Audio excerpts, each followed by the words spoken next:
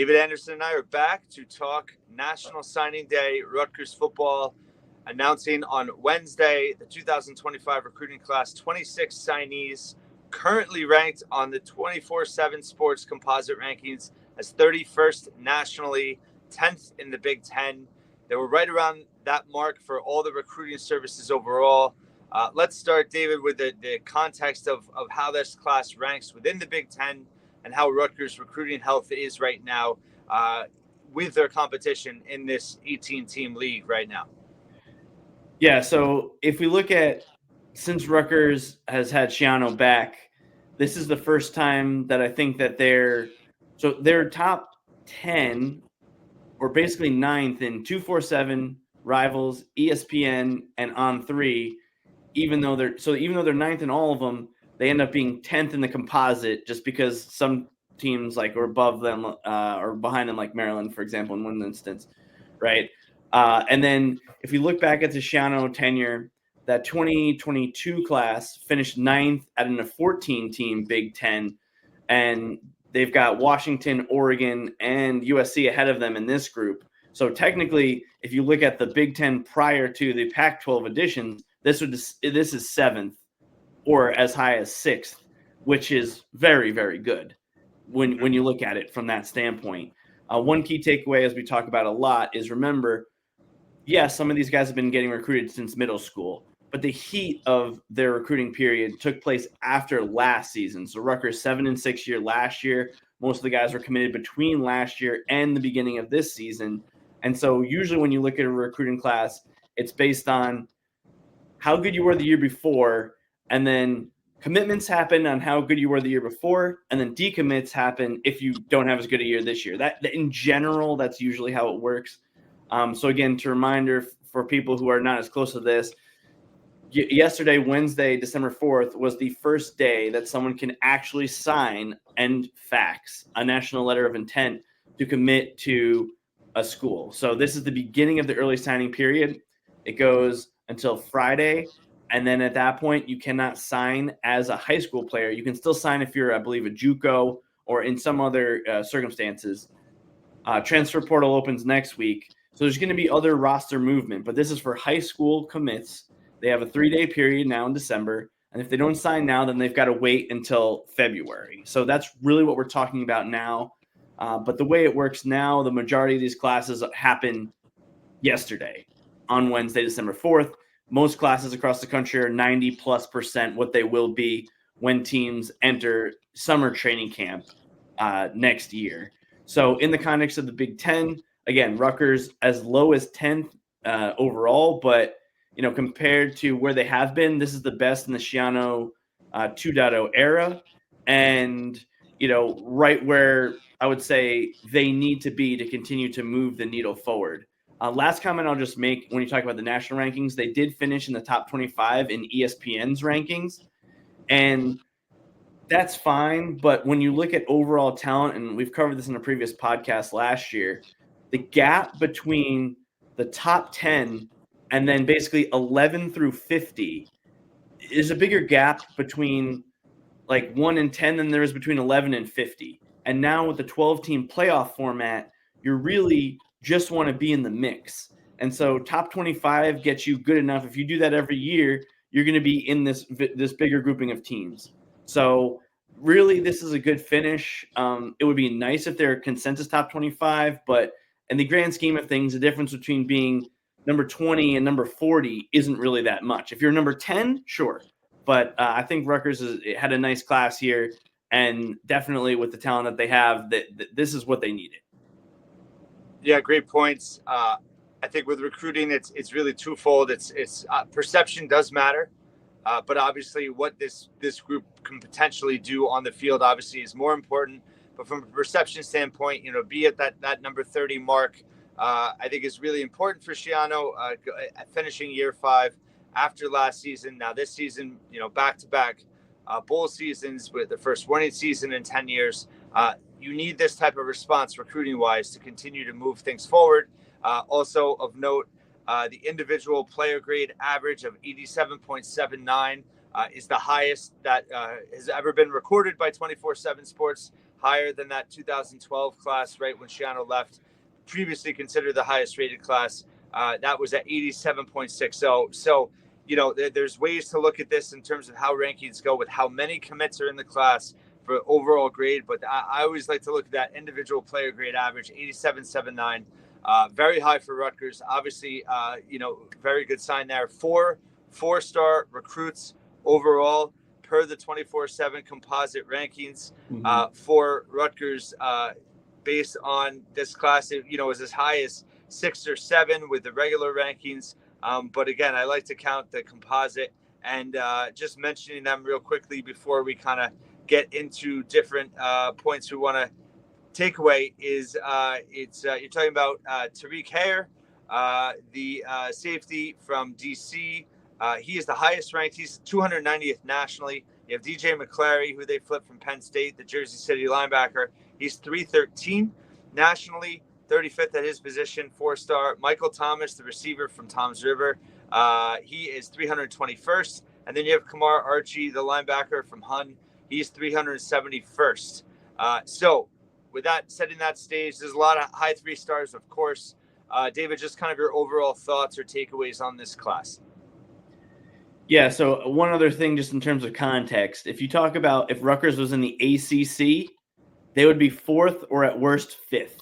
So It just goes to show you how much there's a difference between the Big Ten and the ACC, in recruiting rankings as well as, on the field as Rutgers is in this ACC winning streak as we look towards who their bowl opponent might be. One other thing I'll add is that in the 247 themselves, they have 3 players I don't think you mentioned there as 4-stars now: Talibi Kaba, Michael Clayton, and Robbie Johnson Jr. So there's a lot of guys, different guys who have gotten that 4-star depending on the source. Yeah. And that's obviously a huge takeaway. I think that the biggest thing to me when you look at it is Rutgers is starting to I shouldn't say figure out, but they're starting to be able to match the type of player they can develop with the type of player that they can get and maximize those 2 axes if you were having, an X and Y graph. Because I think with certain guys, other teams don't do as well with those tall, thin guys like Rutgers did, developing someone like Robert Longerbeam, which Richie O'Leary and Mike Broadbent had mentioned on the Rutgers Rivals podcast, the Night Report. And so whereas Rutgers knows like a guy like Stretch Dorillas, right? There's some teams that kind of shy away from a guy like that because they might not be as good at adding weight to him and bringing him. But I mean, we've seen Rutgers develop plenty of guys like that, Logan Ryan, the McCourty brothers. And so I think the big takeaway is they seem like they got the players that they will succeed with, in addition to just getting enough depth on the lines, which we keep harping back to. I mean, just look as recently as last week, we were talking about Michigan State, and I was saying that I really have a lot of confidence in Jonathan Smith as a coach, but Michigan State just got beat up by Rutgers on the trenches. And for any coach coming from any other level, it's hard to really understand how good and how big and how fast you need your linemen to be. And I think that this class, Rutgers did a good job of making sure they stockpiled those units moving forward. Yeah, great points. It's something we talked about throughout the season, just Rutgers being more competitive along the lines. Really felt that in October during that losing streak. So let's start there. Just in terms of the offensive line group that Rutgers signed, 5 offensive linemen. You got Jaylee Matthews, who I think was a 4-star at a time. He was. With certain services, but he was a big name recruit. I think 30 Power 4 offers. So he's from Toms River, 6'5", 305.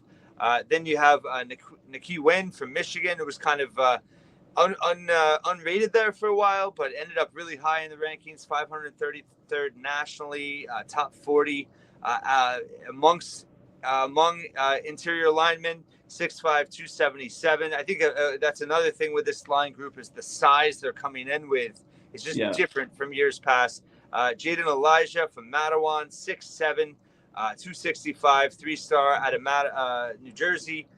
Tackle. He's top 800 nationally, top 60 in his class. And then you also have Chris Vigna from Bergen Catholic, 6'5", 295, right outside the top 1,000 nationally. top 75 within his position group, 3-star. And then you have Josh Blackson as well from Dunbar, Baltimore, Maryland, 6'4", 275. He's top 700, top 50 in his position group. So, I mean, just from a ranking standpoint, I feel like this is the most heralded offensive line class they've ever gotten as a group. We could check that, but it just, on the face of it, seems to stick out. But also, I think the Big Ten size that they've added here stands out to me. What else stands out to you? Yeah, I mean, I think they got three and a half guys who could play tackle. Vigna, probably more likely to be a guard, but Yeah. I mean, maybe. Blackson has the tackle capabilities. We talked about this when he originally committed, that he might not be able to pack on too much more weight, but he might be able to play tackle at like 290, 295 with his movement. He's already 275. He was 275 a year ago. Yeah. So, and then I look at, Jaden Elijah. Reminds me a little bit of when Rutgers got Kevin Haslam from Mawa, who ended up kind of being a little bit raw. He was also a basketball football guy with his height. And then he eventually, once he was able to bend and get low enough in his stance, became an NFL player. And so Jaden Elijah, maybe won't pan out. Is one of those ones, sometimes does, sometimes it doesn't. But if it does pan out, it's good. Just overall, yeah, I mean, Jalen Matthews is the one who sticks out from a physical standpoint, because the reason he had 4 stars a year ago when he was originally committed to Penn State is just athletically, he's just too big and good. And so sometimes it's hard to judge a guy like that because he's just crushing people in the high school ranks. And so, there were questions about, like, does he try his hardest on every play? And the answer is no, but he doesn't need to. But then if you see a play where he's pulling across the line, he can get low even with that frame and just, show good technique and blow people up. So if he delivers a consistency, like, there's a guy who's a multi-year starter. So I think that the only other offensive line class that's kind of broaches this is the one that had Chris Muller, who became a 4-year starter, J.J. Denman, who was a part of 3-year starter, Derek Nelson, who was a 2-year starter, and then they had one of the Arcidiacono brothers, and then Ryan Brody. These were all in that class that had Darius Hamilton and Leonte Carew. That was a 5 offensive lineman class that probably was pretty high upside on all of them except Arcidiacono, 3 of which became multi-year starters. That's probably the closest comparison, but I'd say this one is probably better. Yeah, those are some good names there, but I agree. I think it's really going to be interesting to see, obviously, developmental time there. But just in terms of the ceiling of this group, it feels really high. And again, part of the issue, I think, in the past is just not getting Big Ten-sized linemen in the past. Yeah. And that box is certainly checked here. So the development's going to be fascinating to watch. Let's shift to the defensive line. That was the most of any position group they signed, with 6. Starting with another guy that kind of rose up through the rankings, Braxton Kyle, from one of that Georgia signees that they got from Suwannee, 6'4", 320, top 500 national recruit, right outside the top 50 on the DL. That was a big win for them, and be able to hold on to him as well. Yeah. Then you also have edge, Robbie Johnson Jr. He is a 4-star per 24/7 standalone rankings. He's a high 3-star composite, 6'2.5", 250, top 1,000, top 75 at his position. Number 1 in the state of Delaware overall in terms of recruit. Then you have another edge in Raiden Bruins, 6'4", 240 from Florida, another top 1,000 recruit. And then you also have Kanan Edwards. They really focus on the edge in this class. Out of Georgia as well, another top 1,000 guy right outside the top 75. Also, you have Myron Gurman from New York. He's right outside the top 1,000 in terms of overall national recruits. And then you have Jayan Simon from Florida, who also, isn't too far out in terms of rankings there. And he's got size of 6'1.5", 260. Overall, a lot of, I think, versatility there with this group. What are your thoughts overall on the DL? Yeah, I mean, I'll start with Simon, because Simon, I think when he committed, I said he looked to me like the best defensive interior lineman prospect they've had since Darius Hamilton. And then you bounce back with Braxton Kyle, who's even higher. So, yeah, I mean, definitely as a pair, there's no doubt this is the best interior lineman. I mean, Kyle was probably, along with Nakai Wynn, an offensive lineman I didn't mention more, they were probably the two biggest risers in the class post signee. I mean, Richie O'Leary had mentioned he was shocked Wynn on the offensive line didn't get a 4-star. I'm surprised Braxton Kyle didn't get a 4-star when the only reason he didn't get picked by Georgia is because they already had 2 5-stars in their class, and he was kind of like one notch below them. And if Georgia wants a defensive lineman, there's almost any guarantee they're a 4-star. So, I mean, back to Kyle and Simon. Yeah, I mean, to your point, when you look at why guys don't pan out, there's always a chance that adjusting to college life or they get injured or their speed or whatever. But the point you made about these guys are already coming in with Big Ten size, you're at least ruling that out as a reason that they don't pan out. It's just because they don't have the size. And that's again, comes from the coaching staff building up the currency of, the success they're starting to have on the field. And then also at edge, I mean, we saw it this year. Rutgers did not have enough edge rushers. And so Bruins is just a physical warrior. They said his bench press was over 400 pounds. I forget if it was Mike or Richie that mentioned that. And then like Conan Edwards, comparisons to Kamoko Toure, because he hasn't been playing a lot of football, but he's explosive off the edge. Robbie Johnson, as we know from players from Delaware, they don't get as much exposure, but you can't argue with being number one in your state. So yeah, they did. The only one they lost was Chase Linton, who ultimately got picked up by Georgia. But I think all of that goes to show that this staff is identifying guys who have high upside. And, Gurman, I'm not sure if he plays inside, if he plays outside. Maybe he even ends up on the offensive line. I didn't realize this until the other day when he was talking about it. His brother's in the NFL.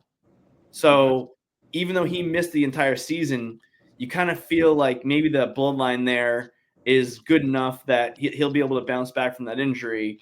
And so, again, I think you just got to stockpile your lines because like we saw this year, they did not have enough depth, enough pass rush during that losing streak. They were able to kind of patch it together later in the year. But you look at someone like Edwards, and if he was on the team this year, there's an outside chance just because of his athletic ability that he would have been able to contribute some. That's where you kind of look at some of these guys, and even if they're not good yet, but maybe they're big and fast enough, then at least they can do something for your team, in practice and maybe even the game earlier in their careers, which goes a long way in helping your team out. So I have nothing negative to say about what they were able to do on that defensive line. The wide receiver, another 5 signee group in this class. A little bit different than what they've had, which makes sense in terms of balancing out the group. More speed than size in this group. Overall, they really went all over the place to build this group. Some intriguing talent. We mentioned Thomas before. He's only 5'11", but really looks like kind of that Demir Miller type that can be in the slot and really be effective for them. And then in terms of 3 other 3-stars, you have Jordan Houston from Connecticut. You also have Stephen Murray, who's listed as an athlete, but Rutgers lists him as a receiver. He's a North Carolina kid, continuing that pipeline for Dave Brock and Scott Vallone in terms of recruiting-wise. And then also Vernon Allen from Maryland and Sonny DeGraffendite from Atlantic City, New Jersey, longtime signee commit for this class. All top 1,000 recruits, all guys that seem like they have bright futures. What are your thoughts on this group and how they pair with some intriguing young receivers that we've seen the last year or two at Rutgers already? Yeah, I mean, I think that to your point, the way that's going to work together with who they have. I mean, they've got Duff and Strong in theory penciled in, hopefully for another 2 years, unless Strong has such a good year next year he declares early for the draft. So they have some bigger guys. And really, they recognize the need for more speed. You saw when they went to the 4 wide receivers late in the year, you're losing Dremel. You're losing Demir Miller, of course, who led your team in receptions. I think they need to make sure that they have enough speed underneath to make plays like that.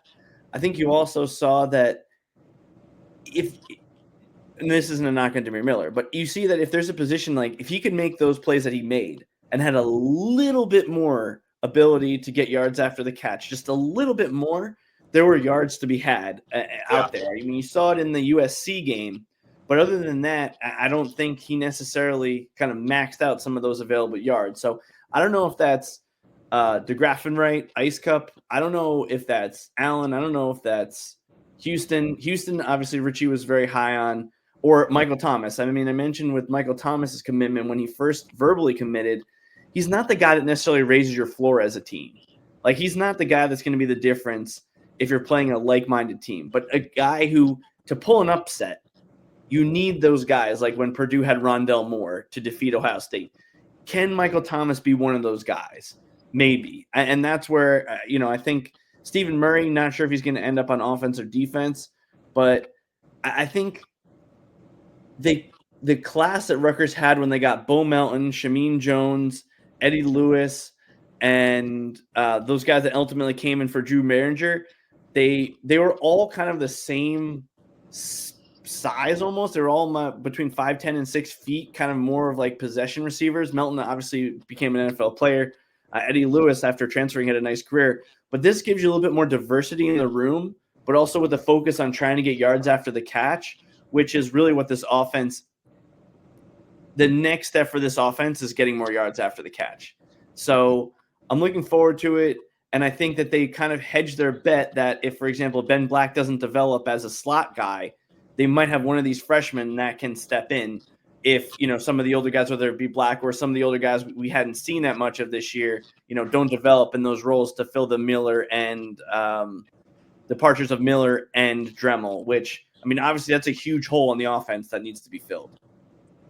Yeah, I think the thing that strikes me is just stacking classes now at this position group with the athleticism, with the speed.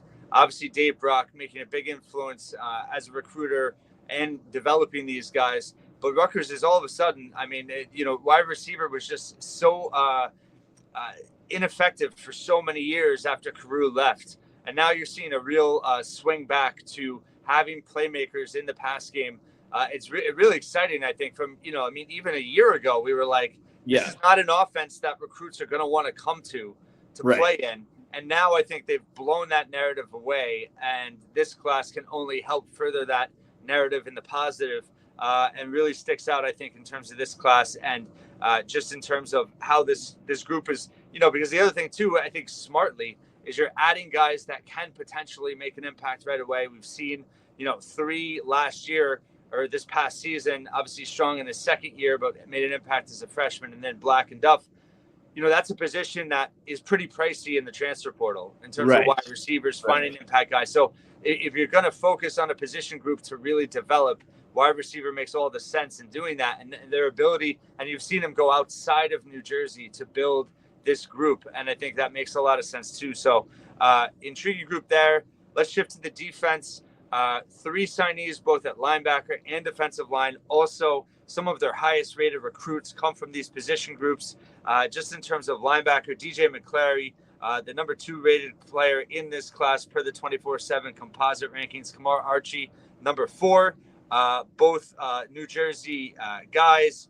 And then also, of course, you have, Talibi Kaba is anywhere from an athlete to a linebacker, but he's from Hillside. He's up there, as well as Deloach from North Carolina. So, you have 4 potential linebackers there, all in your top 8-9 guys in your class. So let's start linebacker. Obviously, we know how important it is to this defense as a whole, but just thoughts on what they did here with this group.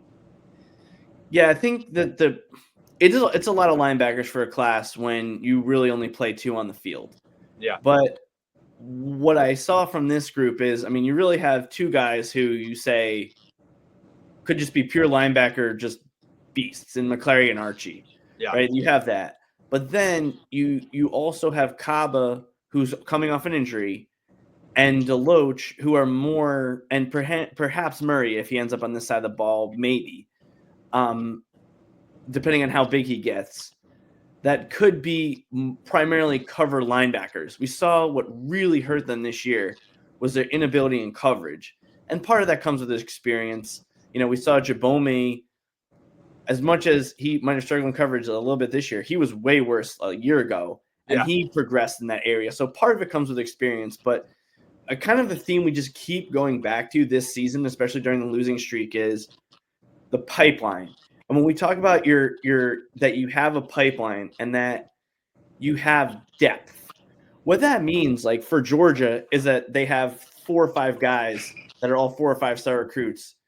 But for Rutgers, what that means is you have a starter, you have another guy below him who has some experience, but then below that, you need somebody who can do something for you. And it might be cover as a linebacker, or it might be just stop the run, or it might just be like he's a smart player. But Rutgers needs something at those levels. And then by having a couple guys who might fit any of those roles, in the event that you have the injuries that you had this year, maybe you could plug in a freshman situationally in those spots. And I think that's what this class brings. Assuming Kaba, for example, recovers from his injury, or Deloach is able to, be a cover guy as well. I think that they identified this, and it's good to see they proactively identified this before they had these problems this season, right? One of the problems that you saw, I think, Chris Ash have was he was very reactive. And because of that, yes, he would always try to fix a problem once he saw a problem. But this, they kind of identified, hey, I think we need some more coverage linebackers before it ended up happening. And then we were able to kind of figure it out. So that's my biggest takeaway. But I think, between McClary or Archie, one of them is going to be a thumper in the middle. And then, all these other guys, I mean, even Deloach, he plays middle linebacker too. Like, I think you again, not all these guys are going to pan out. You're thinking most of them, it's like a 30 to 40% hit rate. But linebacker is one of those spots that's more likely to hit. And like we saw this past season, even though it's not a, quote, premium position, we saw how much trouble the team had on the defense when they were just kind of an influx state at the linebacker spot.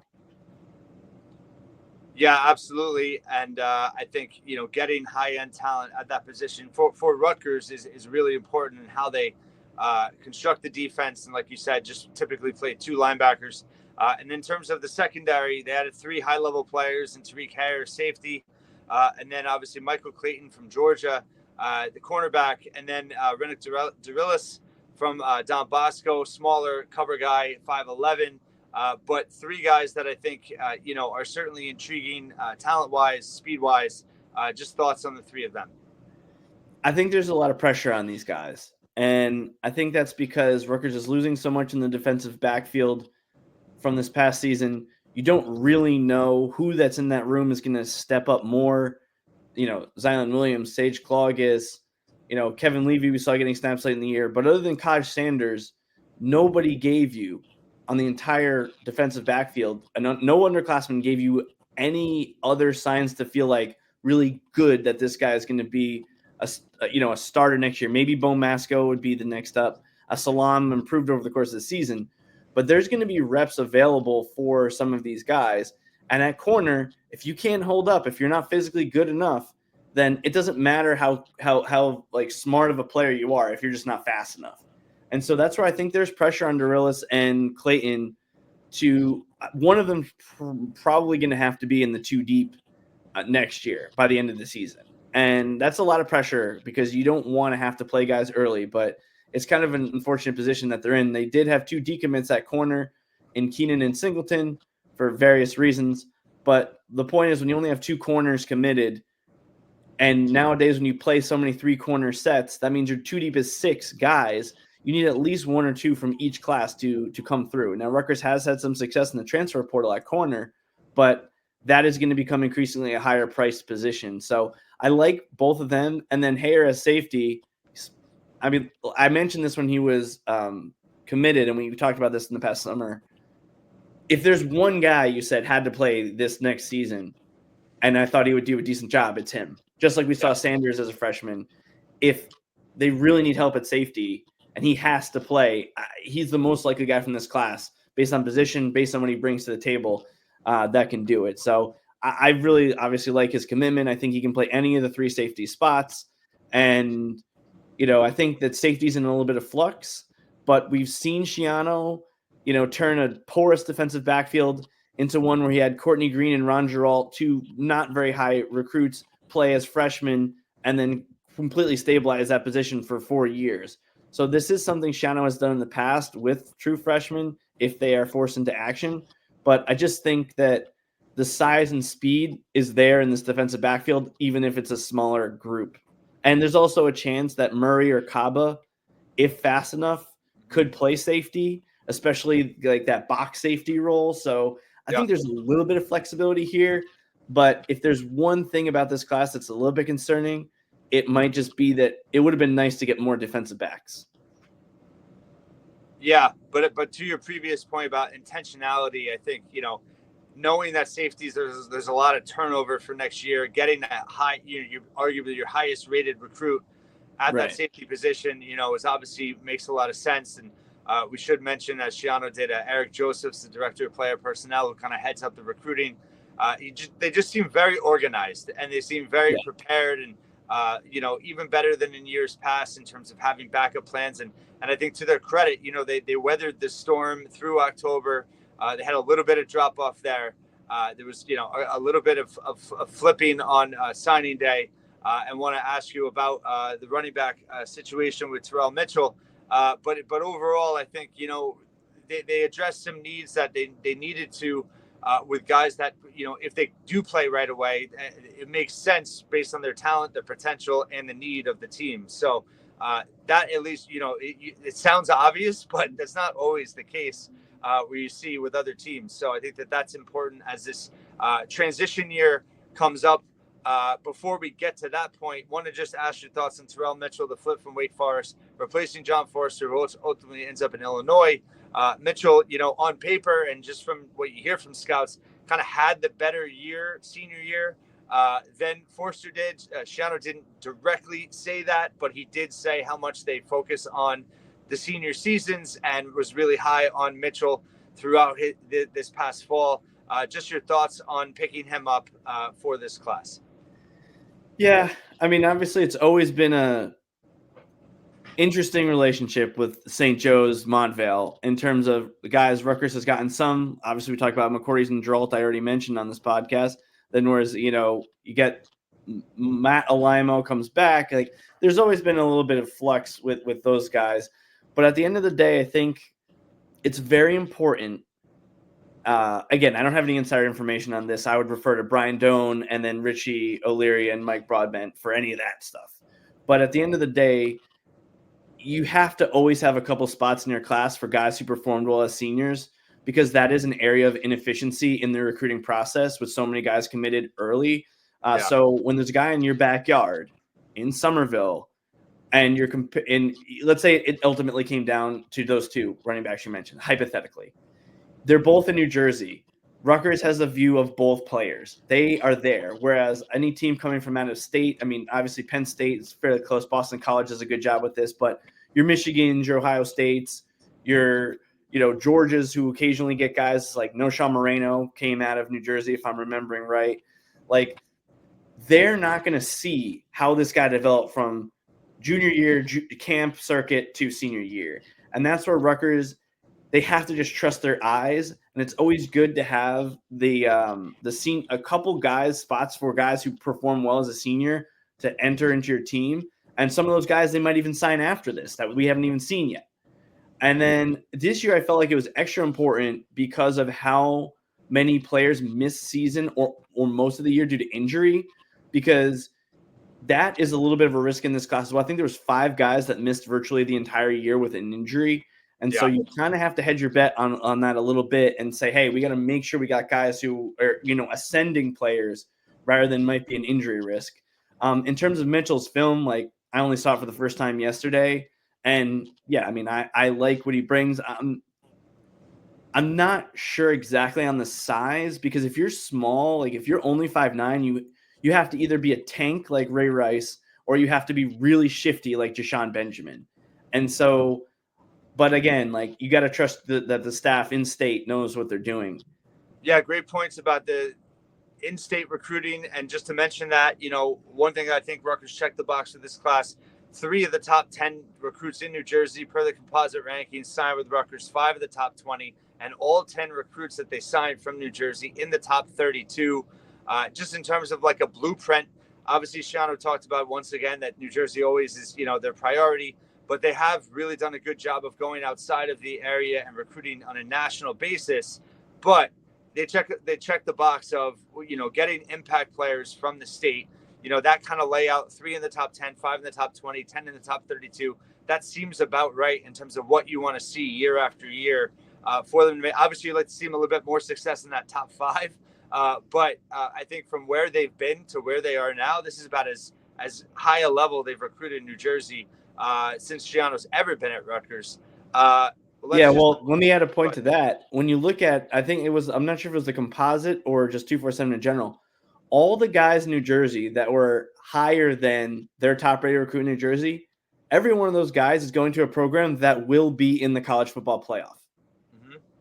So it's hard, you say, hey, we want the number one guy in New Jersey. I mean, they've only had it like 3 times, if I remember right. Like Savon Huggins was one of them, right? But those guys are going to college football playoff teams, and Rutgers can pitch a lot of sales pitch, but they're not there yet, right? And so really the key is that you're beating out a lot of times the likes of, our old friend Fran Brown, who had a nice season at Syracuse, the Boston Colleges, the West Virginias. Like those are the type of teams that you have to make sure that you have a slight edge on. And to your point, and Shiano made this in the press conference, like the state of Rutgers, no matter how much national they go in recruiting, that 2.5 hour, 3 hour radius from campus, like that has to be the sweet spot. And getting better players inside of that radius was what he was able to do his first time. And that's what we continue to see him creep up with this as well. We look at, for example, Tyrone Powell was a great recruit, right? But he was not a top 10 player in New Jersey. I don't believe at all.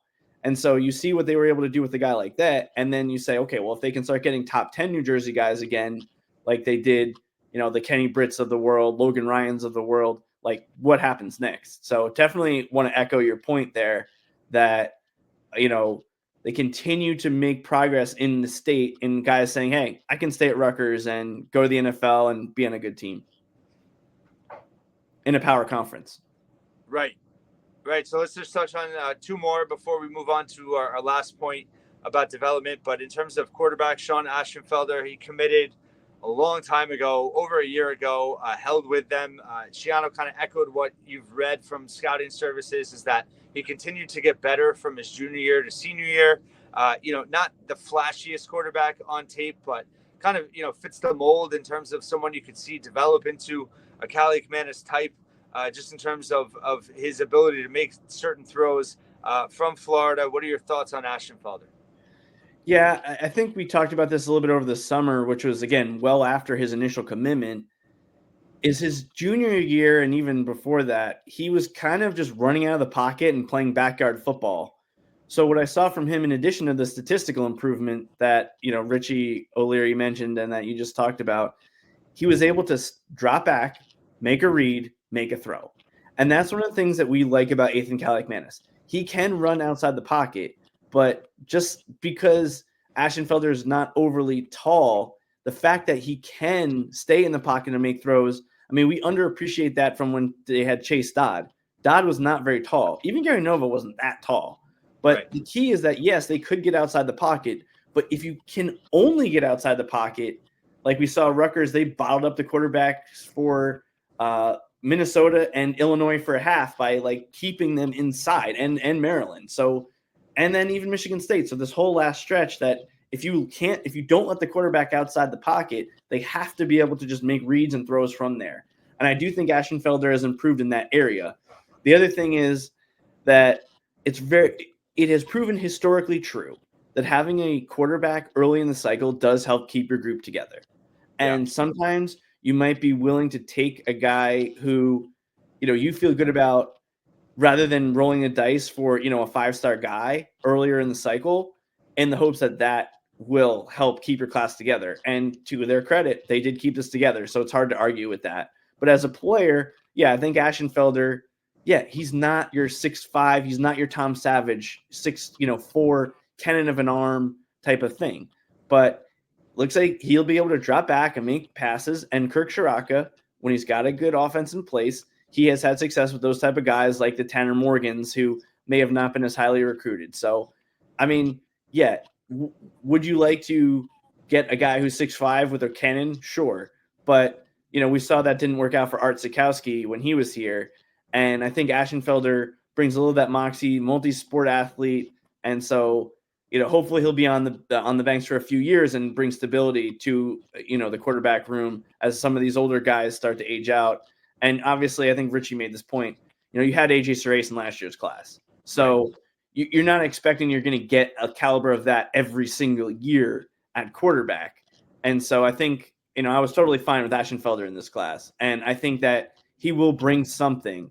And he's definitely not a guy you want to face if him running the scout team. I can assure you of that. Yeah, and I think that's the benefit too for Ashenfelder is that he's not going to be rushed into action. He's going to have time to develop, and assuming all things all go as planned. So with Cali McManus and Sarace, and then Ashenfelder behind them. And then obviously tight end, a position of need. They've made at least one offer publicly for that position in the portal. But Ben Rothar of Ohio, good Big Ten footprint there, right outside the top 1,000, inside the top 50 for the position group. 3-star, 6'5", 210. Thoughts on him for the tight end position? Well, I think we saw this year depth is an issue. So you got to make sure you always have one in every class. And I think ultimately you're just looking for guys who can either be a receiver or a blocker. I think we saw at the end of the year they kind of figured that out. Like if you don't have a blocking tight end, just put an extra lineman in there at times, like they did with Tyler Needham in that last game. Yeah. But with tight ends, they're really hard to project. All you can really look at is like, does this guy seem athletic and is he tall?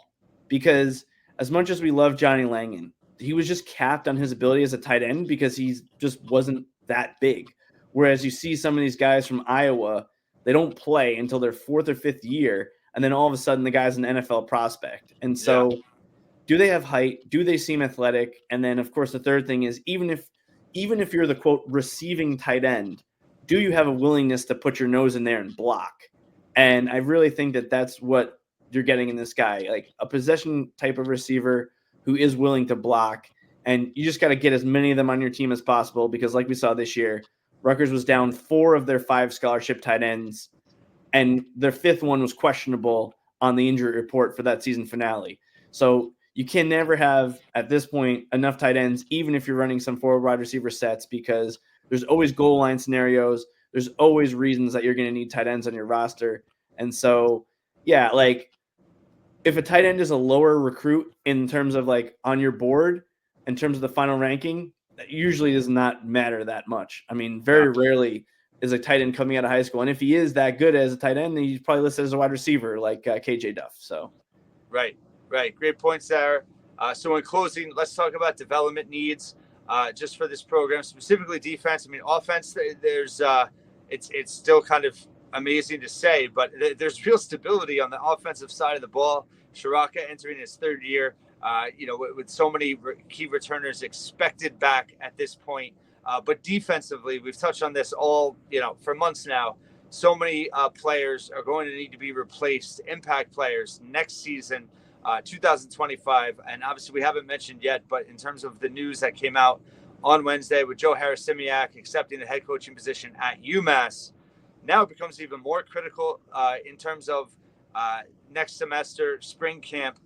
And now you're bringing in, we don't know who's early enrolling yet, but I would think over half the class. But from a defensive standpoint, in terms of some of the development they've gotten throughout this year, from a positive perspective on the defensive end, and now you add a lot of high-end talent defensively with this class, what are kind of things that you're looking for or will be a priority?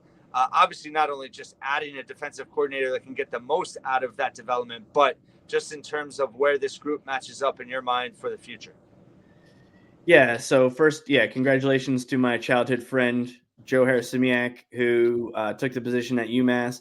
I think you just got to view this as anytime you have the coordinator for 2 or 3 years, that's generally a win. We talked about how Urban Meyer basically just has his coordinators on 2-year contracts, and he's like, I need you for 2 years because he expects most of them are going to go get head coaching jobs elsewhere. Yeah. And so I think from Rutgers' standpoint, they got to view this as an opportunity.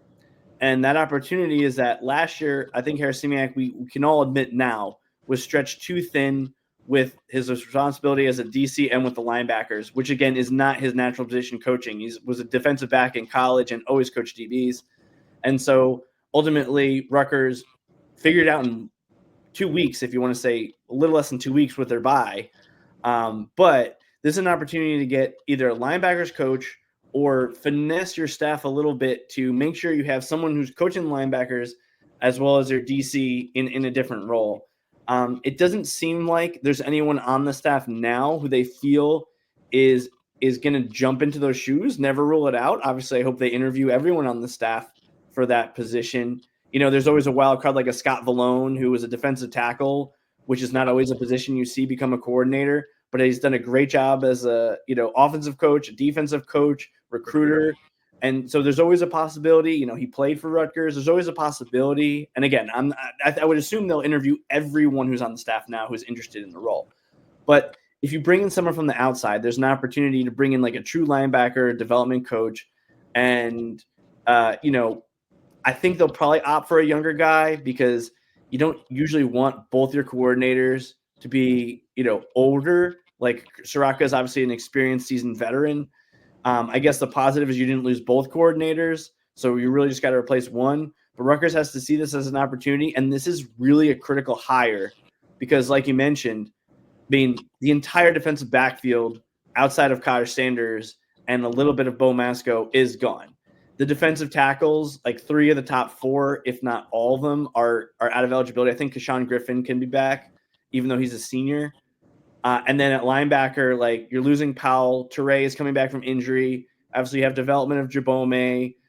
You really need someone who can develop Moses Walker. Like if there's one guy we need to get better before next year, it's him or one of the freshmen might play. So there's all kinds of angles to this, but you're going to need someone who can develop the team. And most importantly, I think identify those guys who can be coverage linebackers. Or if you don't have enough, figure out how your defense is going to play, whether it be blitz more, play dime packages, whatever it takes. But you need a coach who's going to be able to come in, work with Schiano, and figure out, okay, where is this team in 2025, and make sure that they are coaching the personnel that they have and developing the personnel that they have right now, and keep building for the future. But next year is next year, and they got to figure out what they're going to do to stabilize this defense in 2025 before you even start thinking about 2026 and beyond. Yeah, and I think that's a key point you kind of touched on there is that you're not looking for someone to come in and implement a new scheme. You're looking for them to be able to work within the scheme in which Schiano and Rutgers plays. But the key is identifying personnel, putting them in the right spots, getting the most out of them. You really need a developmental DC that knows how to do that. So it's going to be interesting to see. There's a lot of lists out there, and obviously some obvious names. Corey Heatherman at Minnesota, although that buyout per Richie O'Leary, that is pretty prohibitive, I would think, just in terms of a value perspective for Rutgers. But we'll see what happens there. We can touch on that more later. But overall, definitely a step forward. You needed a step forward on the field this year versus last year. You needed a step forward in recruiting. Rutgers checks both boxes there. Year 5 going into year 6 for Schiano, things are going well, and that's super important. You needed both of those things this year, and there was some doubt on the field in October. They corrected that issue. They held the class together. Credit to the staff once again, and this is certainly an intriguing, exciting class that you look at just on the face of it without looking at the numbers, or just in terms of the traits that a lot of these players have. I mean, there's a lot of potential contributors in this class that I think, 3 years from now, we could look back, and even though it's the highest rated class, could also say, it makes sense with the impact that they're making on the field. So we'll see what happens there. More to come. We'll be back soon enough to talk, the next step with the bowl game and all that, and obviously the DC search in a little more detail. But thank you once again for listening and watching the Scarlet Faithful podcast. And thank you, David, for here once again.